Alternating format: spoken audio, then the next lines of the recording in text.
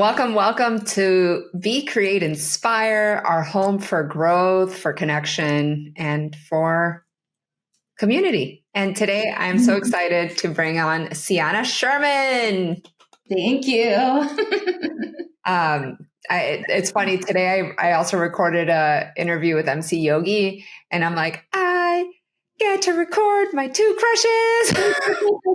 Thank you. Well, I get to see you in person soon at the Yoga Expo. It's once again you and Masood are bringing your gifts, and I'm so excited, so excited. Thank you, Ariana. And I know that the theme is believe, so I'm feeling super aligned with that this year as well. So thanks for creating the theme and bringing us all together, and in the power of community. You're such an amazing activator of the sacred. Thank you. And I get to also, I've been doing your 40-day sadhana, which was like divine time. When I say divine timing, I remember I was talking to my husband and I was like, this year coming up, like last year, I had so many, it was like so much like brain and like working out. And I'm like, I need to like rekindle my spirit. And then I saw your thing and thank you for you graciously invited me to it. So it's been amazing. So if you guys have not checked out some of Sianna's work, I'll plug her right away. Like, I mean, when as a yoga teacher, people go to your class and you remember them. Maybe you don't remember everybody, but I've been taking Sianna's classes for almost 20 years. So like, I get to now like enjoy her online. It's a blessing. Thank you. Wow, I didn't know it was 20. It flies by. I mean, yeah, because I remember the first time I was introduced to you was at the first Acro Yoga Festival in Oakland. This is what, 2007? So yes, definitely. Because I moved to the Bay in 2005. Yeah, so it's right around then. Right around then. And I went to your class and I was like, whoa, it's like right when I had discovered Anusara. So it was like all, that puzzle pieces. And Jeremy was, part of the crew. So why don't you tell everybody who you are, what the magic that you bring and your journey, please, before I just keep. Okay, I'll do a little bit and we can dance it around. So hi, everyone, and blessed new year. I'm really excited for all of us to activate in 2025. And it is a year of the sacred nine. So it's completion, the power of transformation. And what I love most is that it's about the spirit of collective spiritual upliftment. So it means like we do it together. Yeah. And I think if there's one thing to say about me as an overall, my primary kind of motivation behind so much of what I create, activate, and offer is community. Yeah. I am a lover of community and collective spaces and what we can do together and amplify each other and bring our gifts through. So my kind of signature tagline, so to speak, is Ignite Magic. And that's kind of the thread that comes through me, and that we do it together in the power of the collective. So I'm a big collective care, community activator kind of person. I have been practicing yoga for more than 35 years. I've been teaching for 30 of those years, and I have been actively on the road all over the world teaching yoga at festivals, conferences, events, sacred site pilgrimages, all these beautiful yoga studios for 25 years. So I love the gatherings. I love the people. And the school of yoga that I now have, that we initiated in 2014, is called the Rasa Yoga Collective. And Rasa is a Sanskrit word that means several things, as Sanskrit words do, but here are some of them. It means juicy, soulful, the fulfillment of the soul. It also means the essential experiences of being human through our emotions, the taste of our lives through the human experience, and how that when we really move and bless every single experience, that it opens up into the artistry of our lives. This is all what's called the rasa theory.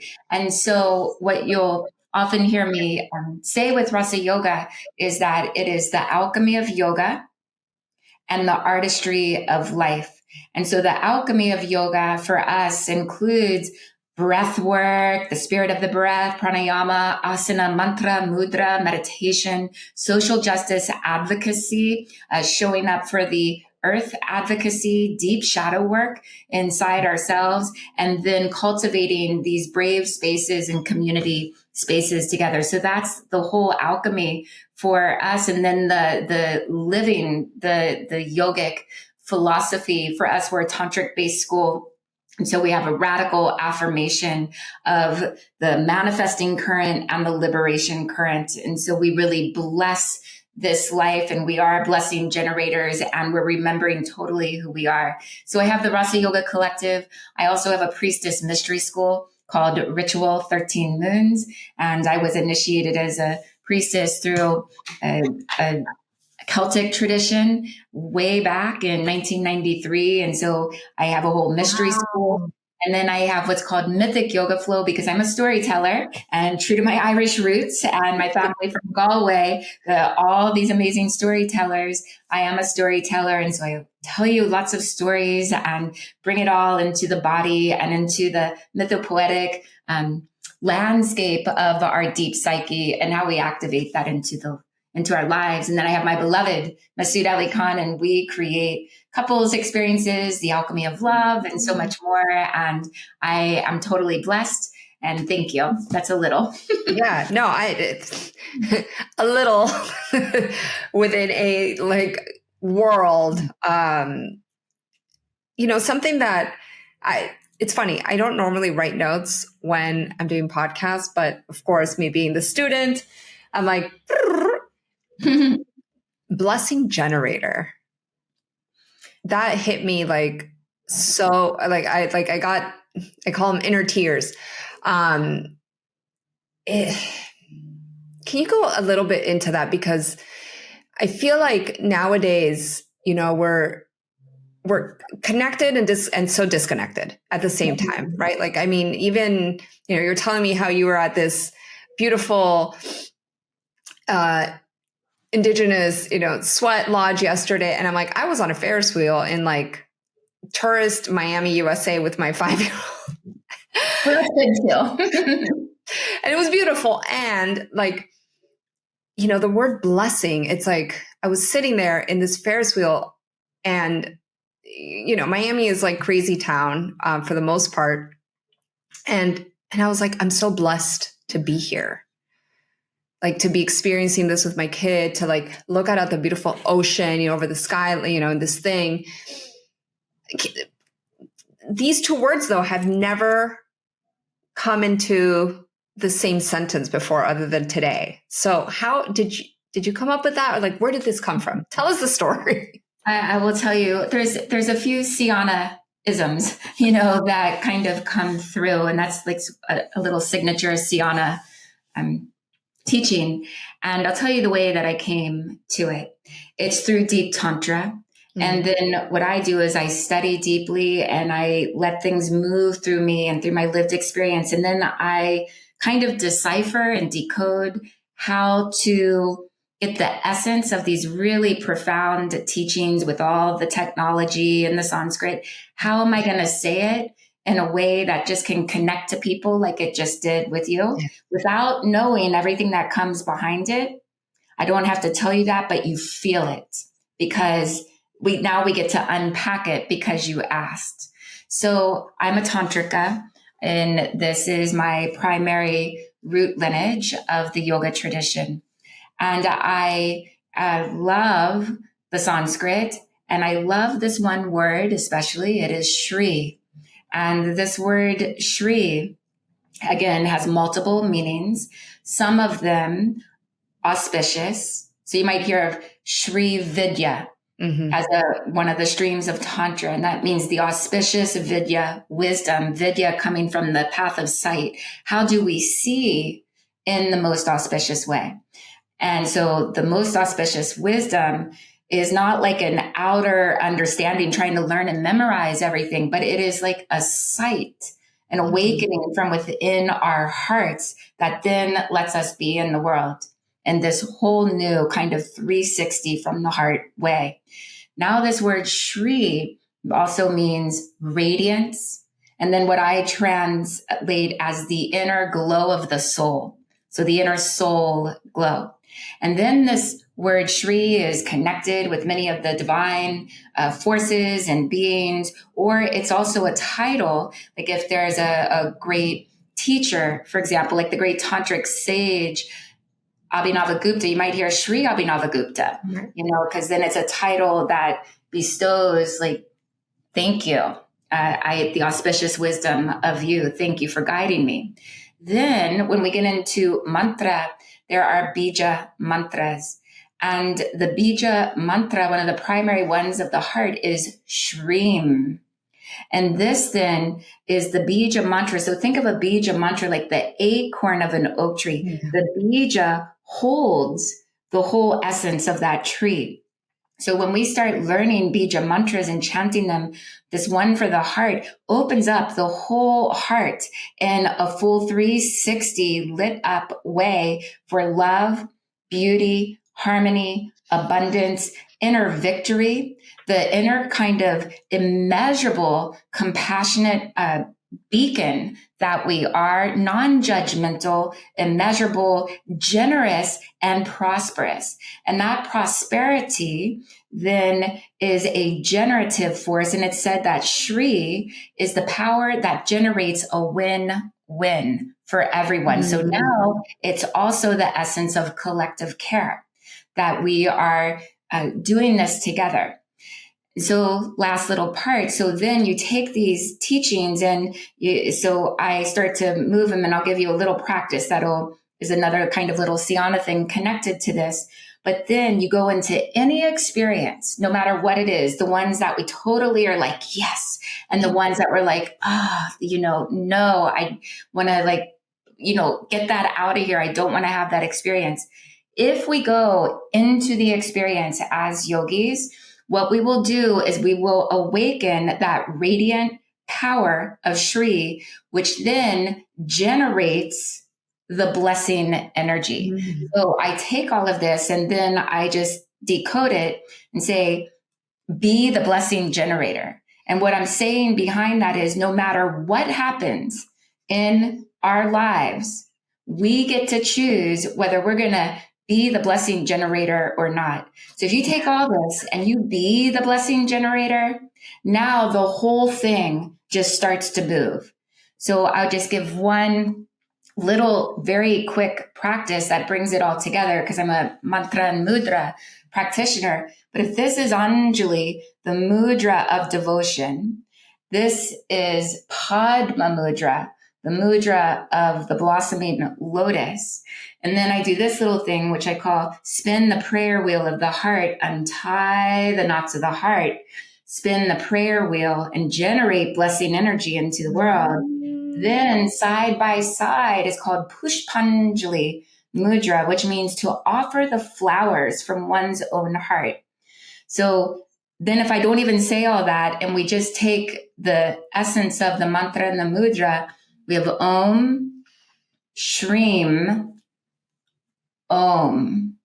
Now it's full devotion, untie the knots of the heart, spin the prayer wheel, and bring your blessing energy into the world. Be the blessing generator. Om, Shrim, Om.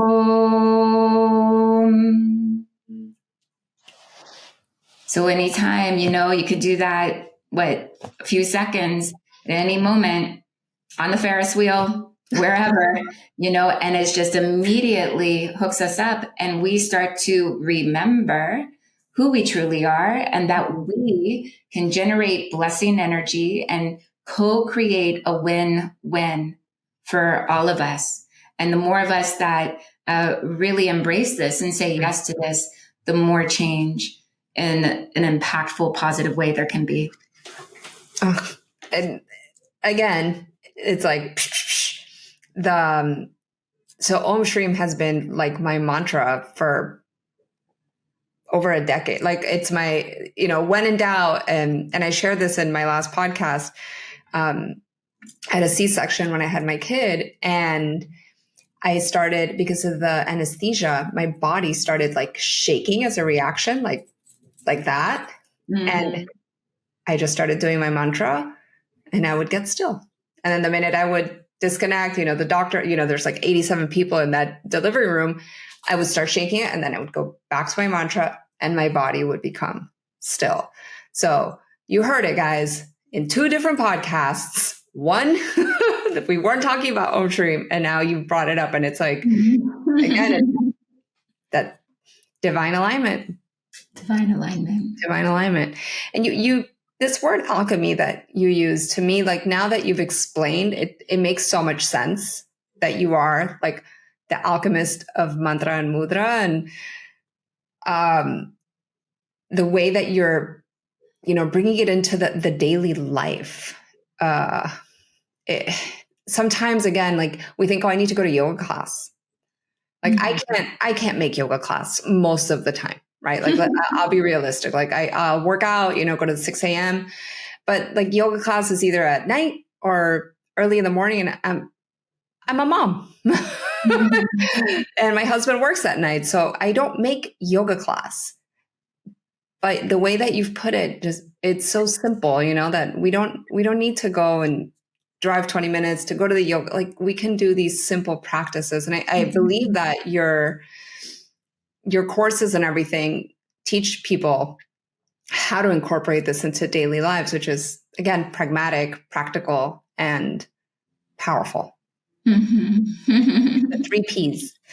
And it's funny, I opened up your Instagram today, and I'm gonna open it up because I want to something that you said. Was I think your last post, create and activate. Simple, powerful ritual, create and activate to anchor and amplify. I want to talk about this because this is this is literally like my ABCs of how I coach people.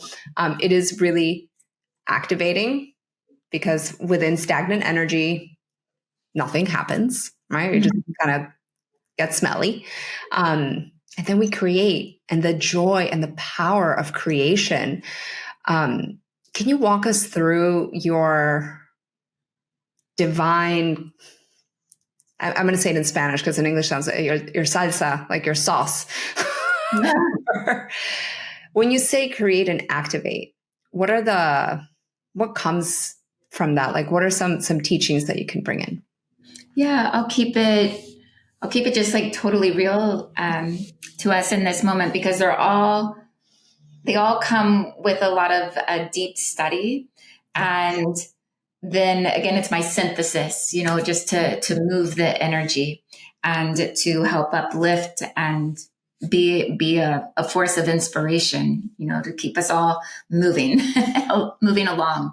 So create for me is to be a conscious creator, because we're creating all the time. Yeah. So whether or not we think we're creators, we're all creators. It's just like, do you want to be a conscious creator? Yeah. And how good do we want to get at it? How artful, like make this our sacred art. And for me, that power of being a conscious creator is another kind of essence teaching that I hold, is that joy is the magnet. So I always go for the feeling of my joy. And I know it draws me, it moves me, it pulls me. It's almost like this dance within me. And I know when something like really expands the power of my joy, and I know where there are certain things that, that need to be done that aren't like my biggest joy. But I'm talking like on the be a conscious creator, that is through the power of my joy. And then the activate part is really important because it's easy to start to create things, but to then ask ourselves, and now what does this require of me? How is it calling me to show up? What is the next step? I don't have to figure it all out, but I do need to show up for the next right action. So the Dharma part of it is, so Dharma is that rightful relationship of our own skill and action. And it doesn't mean we have to have everything figured out, but we need to be able to show up for the next right action. And we can chunk it down in that way, so to speak, make it incremental. And then what's also happening is we place it with the compass, of our joy and our internal values guiding us. And then for me, I hook it up to my biggest why, which is to help uplift in community, because that's like, a big motivational force for me. And now I'm creating and I'm activating it and I'm showing up for the next incremental right action. And I stay true to the power of me and the soul signature of me. And I think one of the greatest teachings for me in the Bhagavad Gita is that it's always better to be on our own path of Dharma, to follow our own Dharma, even if we feel like it's a struggle or we're failing or, we're messing up, than it is to try to be someone else's Dharma. We can be inspired by each other, but to try to be each other, and the Gita says, only breeds fear and insecurity. So it's guiding us back to what is our own power of joy, what's our own dharmic code. And then when we do that, then the Gita says no effort is ever wasted. And then I'm also a hypnotherapist, an interpersonal therapist, an LP practitioner. And there's these remembrances that in truth, there is no failure. There is only feedback. So once we adjust our minds like this, and instead of beating ourselves up for not doing what we think that we should be doing, that this person's doing, because then we're outside of ourselves. Right. The key here is create and activate from within yourself. Yeah. Now, this is the game changer. And then if it doesn't go the way we want, we just go, oh, that's curious. That's interesting. That's more feedback from me. Hey, that's a way I get to grow. I didn't see that before. And now I'm going to expand my field of awareness and I'm going to learn something new. So it keeps us in a very Shri mindset, an expanding mindset, not getting stuck in a fixed mindset, and no, I mean, I love these conversations. They make me just so happy because it's, one of the things that I've noticed, like if we were to put a definition of success as success being, the dream I had gets accomplished, whether it be this big, that big, $1 million business, or, hey, I just want to start, or I don't like to use the word just, I simply want to start. It's what you're saying that sometimes people get, and it's happened to me as well. So I don't want to project, but you demotivate yourself and then talk yourself out of the power that we hold of that expansion, right? Of that potential. And we step to the side. And I believe that, when people ask me, oh, Ari, how do you put together the yoga expo, or, do the coaching and your mom and da-da-da. And it's like, I had to untrain myself to keep stepping away from myself, to not take the risk, to not be in that expansive joy. And it's like, I have no other option. If I'm not doing what I love and what brings me joy, even the admin, the crappy side brings me joy because it's mine. Mm-hmm. It's my crappy admin. I love that. And what you're saying is, I'm like, and I really believe that it's through the teachings, right, of Tantra, of yoga, of doing these practices that have released the fear around not succeeding or not failing, because it's always an opportunity to try it again. Mm-hmm.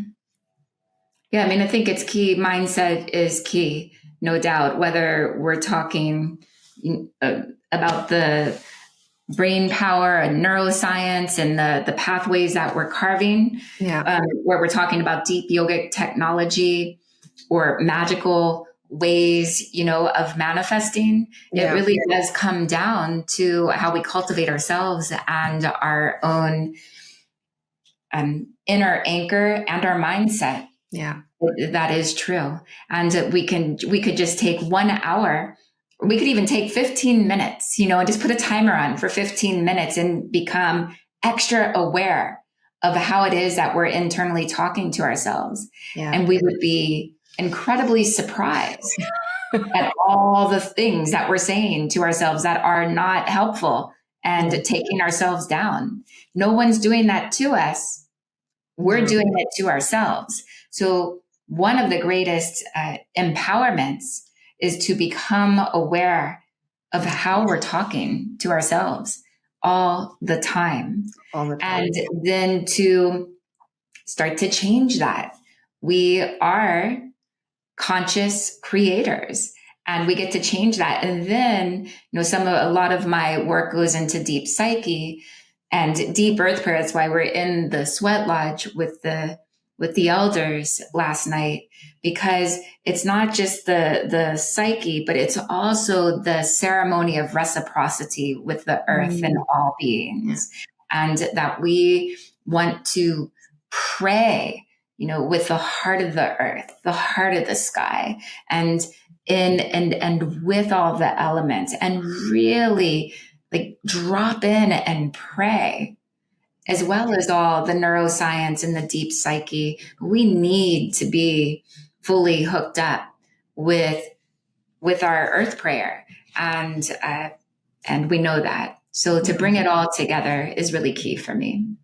And I love how you call it yogic technology. I don't think I've heard that. Is that a Sianna-ism as well? I mean, I refer to it like that because it is all a technology. And there's technology of sound vibration. There's technology of the chakras. There's technology of the Kundalini Shakti. It is all a technology. In a Sanskrit kind of way, if you even just break down some of the words, mantra, it means a tool, a device, a technique. For manas, for the mind. So a tool, a technique, a device to protect the mind, to free the mind. Tantra, a tool, a technique, a device, a technology. For what? For tan, to stretch, to weave, to grow the experience. Like this. So it is a technology. And I think that this way too, sometimes I just try to find, what I want to do is yoga in the sense of yuj, to make a connection. So I'm always trying different ways of expressing the teaching so that they can connect, because that's what yoga is designed to do. If we go to one of the root sufferings of the yoga teachings, what the yoga teachings say in Buddhism is that one of the primary causes of our suffering is separation. We think, experience, feel that we're separate from all that is. And that's why the very word yoga from yuj means to what? To connect. So it is a connection. And as teachers, we want to support other people in making the connections within themselves. So the language I choose is to find ways to teach the deep teachings, but also to really just help us to connect to it right where we are, which is one of the reasons all the years ago I would teach a lot of yoga philosophy. And I found it worked for some people who were attuned to that and wanted to learn that way. And a lot of people, they weren't really getting that juicy, excited about it. And so I started telling the stories from the yoga tradition. I was like, a lot of us love a good story, and then it can activate these codes and these understandings within us. So I try different things and find the ways, but that was one of the key ways I really started to tell the stories of the yoga tradition.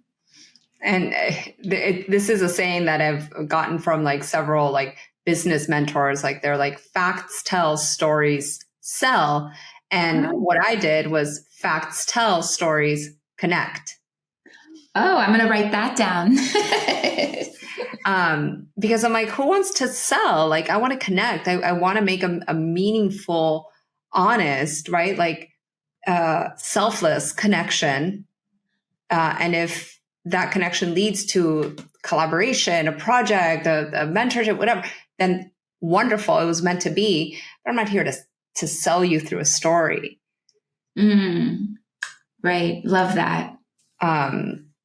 And I want to, you've been teaching for 35 years, and there's people that are listening. I know there's a lot of people that come to the Yoga Expo and they're like, I want to be a yoga teacher. And I mean, I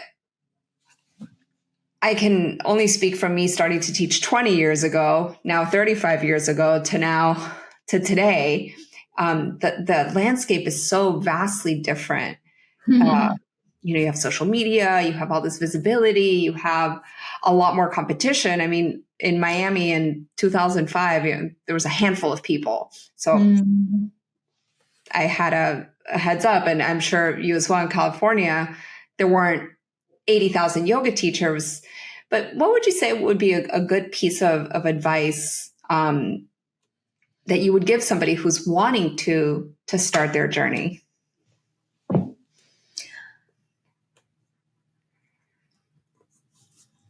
Honestly, I feel that even though the landscape is radically different, I feel like the center of it, the heart of it is not just the same, but the heart of it has been the heart of it for centuries.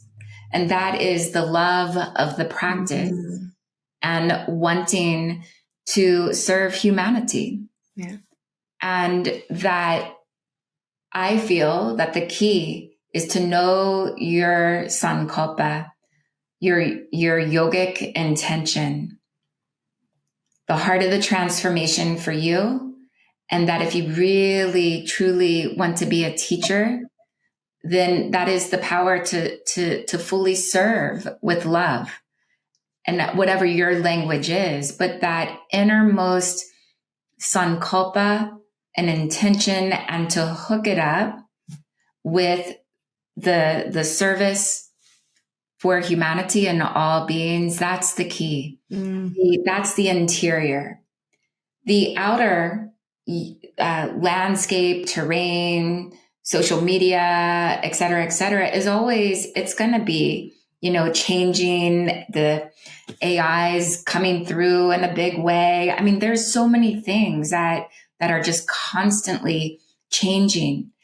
And we will get to choose like what we want to interface with, what feels right for us. We don't have to do it all, and we can't do it all. So don't worry about that.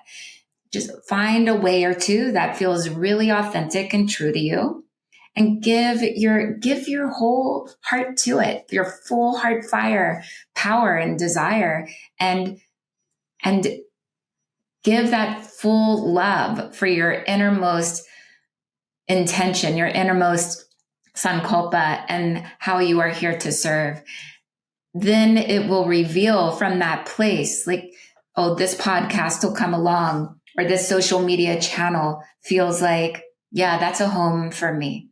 But don't try to do it from outside of ourselves. Like, that's what I have to do, and this is the next thing, and make it like a big rush, to win some race at the finish line, of which there is no finish line. No finish line. And you're just going to be frazzled and fragmented the whole time. And then before you know it, we're no longer practicing because we're in this race. And then we have to ask ourselves, wait, why did I come to yoga? Yeah. What brought me to yoga? And really feel that. And what is alive inside of me to serve now to others? I really feel this is the key.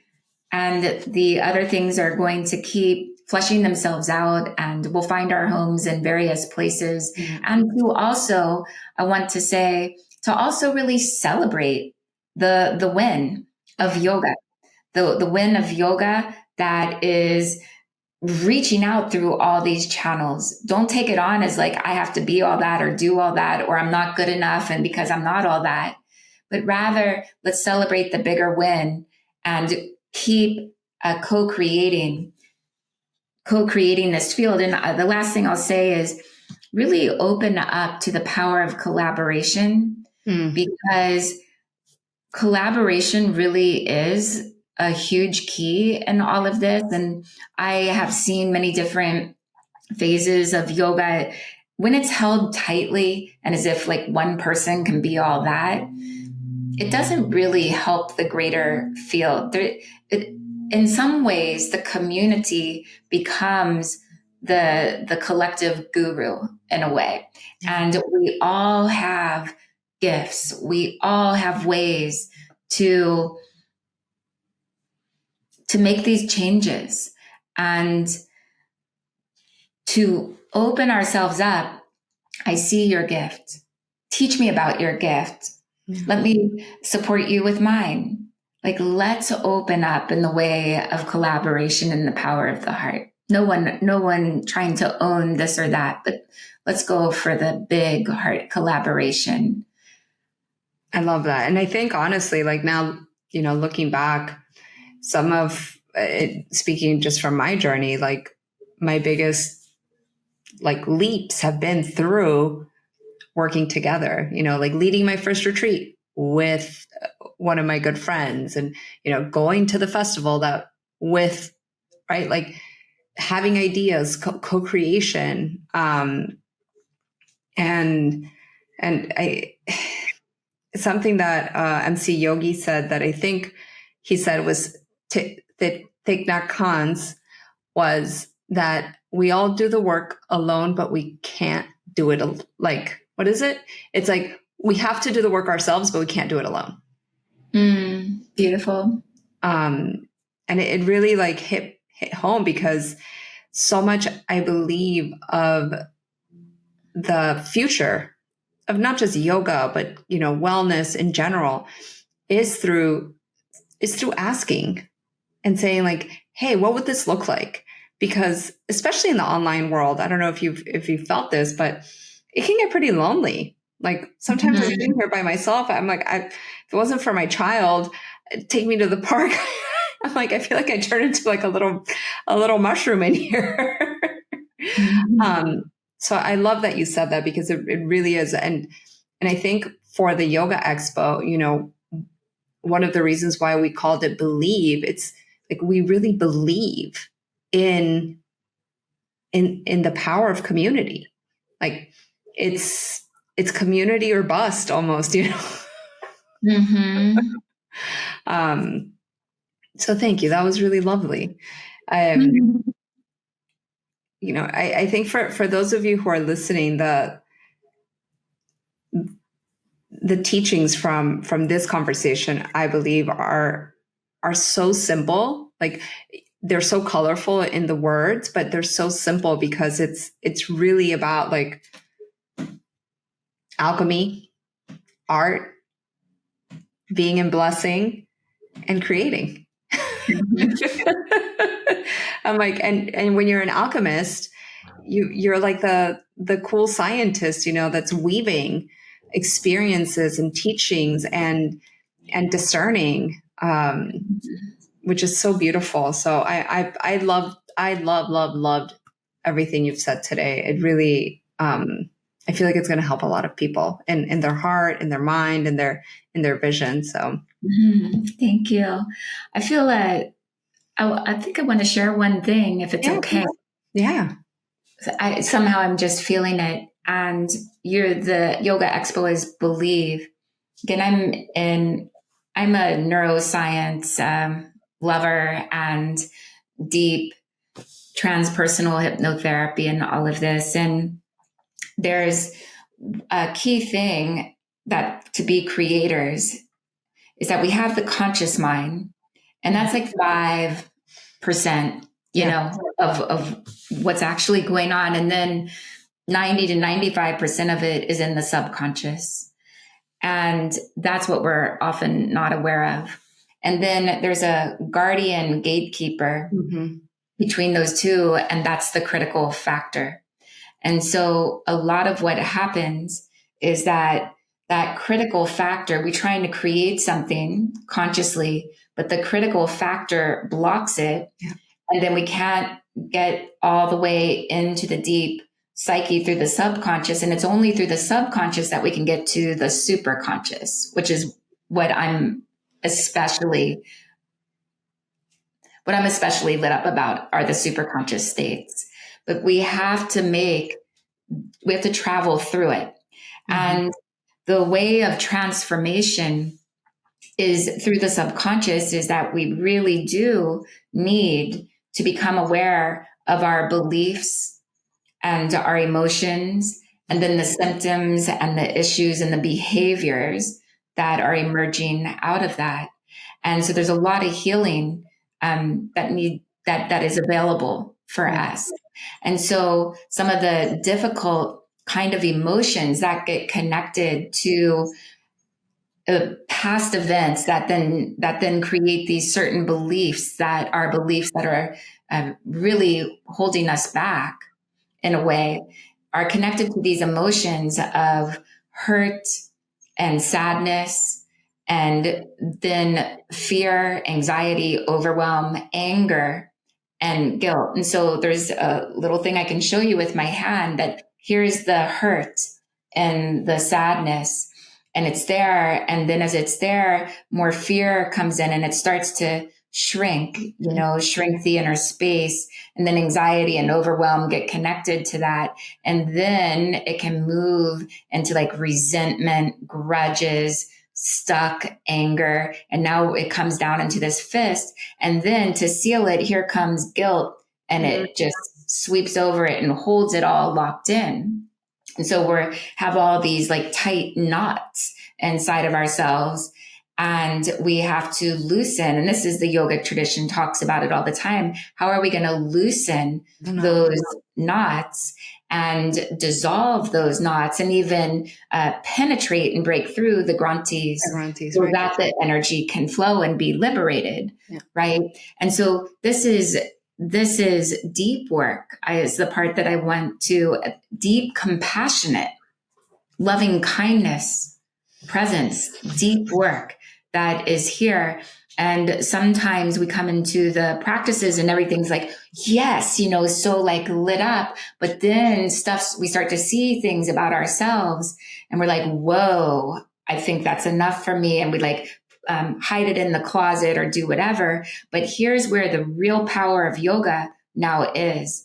And that is like, again, not showing up. And how am I going to stay open and curious and embrace this part of me and call all the parts of myself home? And let's come back into the heart and do the deep inner churning here. And then we can generate the blessing energy. It is a deep and profound journey. And so I want to really honor everyone who's listening, your soul's journey, because I know so much has happened in your life, and great power is here, and great creative energy is here, and great liberation is here.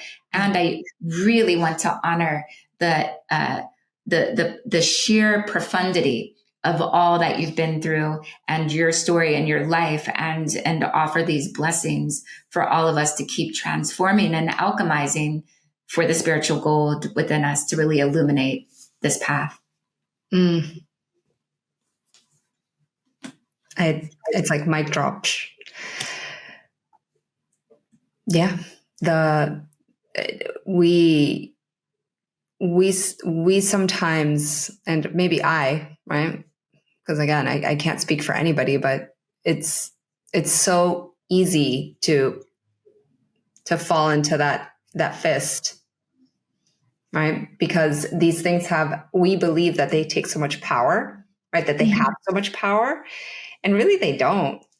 They don't. They're like these again, past stories that accumulate. But what has the most strength is that inner you. And by recognizing it, right, and working to strengthen it, it can bust this fist wide open. But it's work. Like everything we do, it's work. And for some of us, it's harder work because of the layers. You know, like my family, we left Peru because there was terrorism. You know, there's people that have never experienced that. That's a layer of safety that it shows up, you know, like every now and then I'm like, oh, where'd that come from? I'm like, oh, my childhood when there was like bombs. Yeah, there it is.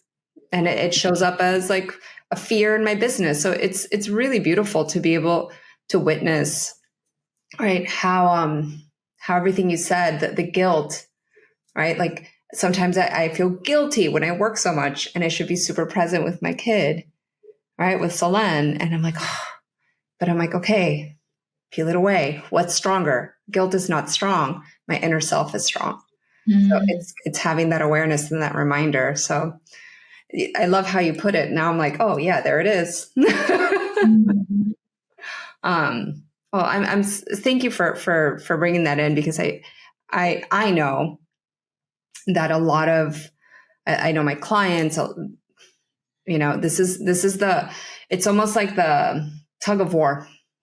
And especially when we're business owners, moms, we're in relationships or by ourselves, like there is that constant tug of war of all these elements that want to win, that want to dim that light, that want to, you know, hide the joy, the radiance, because we've given them so much power. And, you know, when you talk about that guard gate, I'm actually reading a neuroscience book right now. And it's like that subconscious, it's safety at the end of the day, right? We just want to feel safe. And so if we feel like, oh, let me go into this, constricted, I feel safe. Because this is vulnerable. This expansion is vulnerable. So lots to work with, guys. Short, in a short 45-minute span, we've given you a lot to work with. But this is the beauty that, you know, you can continue to work with Sianna. You can go to her website. Like I said, I'm in one of her courses right now. I've gotten to, you know, study with her and immersions and things, and the teachings, they work, right? They work. The practices, the teachings, the devotion to knowing that we have the tools. I love that. Thank you. Absolutely. Thank you for being here. Thank you for being in the expo. And I'm so excited to hang out so soon. So grateful for you, Ari. Grateful for all of you listening, and blessings for your life. Please share this podcast and rate us 5 stars. We'll see you in the next one.